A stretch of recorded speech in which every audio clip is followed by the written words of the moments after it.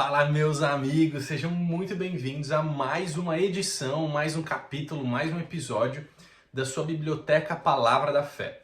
Hoje a gente vai falar desse livro aqui, O Melhor da Vida, do T.L. Osborne, né? Essa edição aqui cheia de verde, né? Com uma cachoeira caindo aqui. E tem tudo a ver com a proposta do livro, né?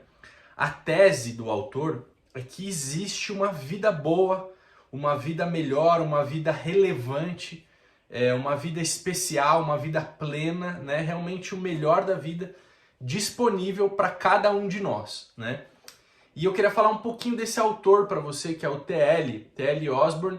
Foi um grande evangelista, alguém que se movia muito em curas, né? Com o dom de milagres que é característico do evangelista, né? Afinal de contas, os milagres são a propaganda do evangelho.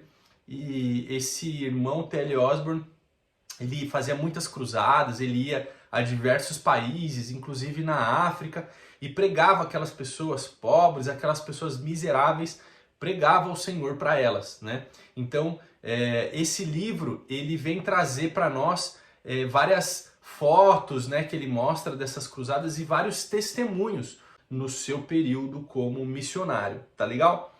Eu queria falar para vocês também um pouquinho sobre a estrutura desse livro, tá? Esse livro ele tem 232 páginas, nessa edição que eu mostrei para vocês aqui, da Graça Editorial. E ele está dividido, gente, em 7 princípios, tá?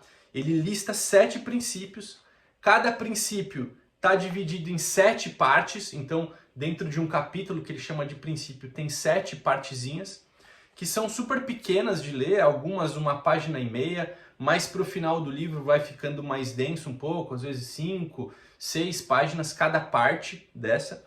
E no final ele dá uma declaração, ele chama de segredo de 60 segundos, que nada mais é do que uma declaração resumindo o assunto daquele capítulo para você guardar, né, e para você declarar aquilo que você aprendeu naquele capítulo. Então, ele é um livro que é para ser lido em uma semana. O autor propõe que você leia um capítulo desse, um princípio desse por dia, e no final do dia faça essa declaração de 60 segundos.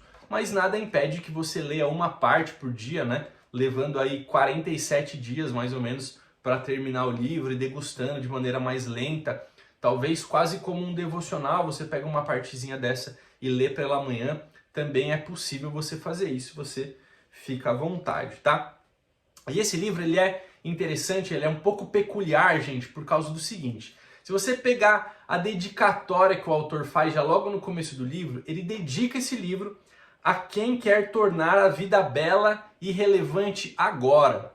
Então veja como ele coloca o poder nas mãos do leitor, né? Ele fala, olha, está nas suas mãos. Se você é uma dessas pessoas que decide avançar, que decide colher o melhor dessa terra, desfrutar, esse livro é para você.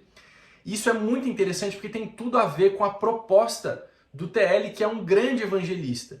Se você pegar essa descrição do livro que fica no verso aqui, né, na contracapa, e se você pegar a introdução do livro, quando fala a respeito do autor, quando fala essa introdução que ele dá para você aproveitar o livro, ele não fala nada de Deus, gente. Você pega esse livro na contracapa e na introdução, parece um livro de autoajuda. Parece que é um livro que não vai falar nada de Deus. Isso é muito curioso. Embora seja talvez criticado por algumas pessoas, né, que pode parecer autoajuda, como um dia alguém me disse, eu não me lembro quem, eu guardei isso, na verdade é a ajuda do alto, não é autoajuda, porque você vai ver que logo no primeiro capítulo, ele já taca uma declaração ali que o caboclo aceitou a Jesus, sabe assim? Ele começa a explicar, olha, eu tenho um segredo para te contar, esse segredo é Jesus, esse segredo é Deus, esse segredo é Cristo, e aí você precisa deixar esse cara entrar na sua vida, então repete isso aqui comigo, você aceita, você se identifica com esse cara, sabe assim? Então é uma estratégia que o T.L. usou nesse livro, de apresentar o livro, assim, para quem não abriu o livro, para quem está buscando a boa vida simplesmente pela boa vida de uma maneira talvez até egoísta. Então ele traz essa introdução, a contracapa meio maquiada, mas logo no primeiro capítulo você vê o caráter de evangelista dele se manifestando e ele chama as pessoas ao arrependimento, ele chama as pessoas para aceitar Cristo, tá legal? Então, essa é a estrutura do livro. A gente vai falar já já de cada um desses 7 princípios.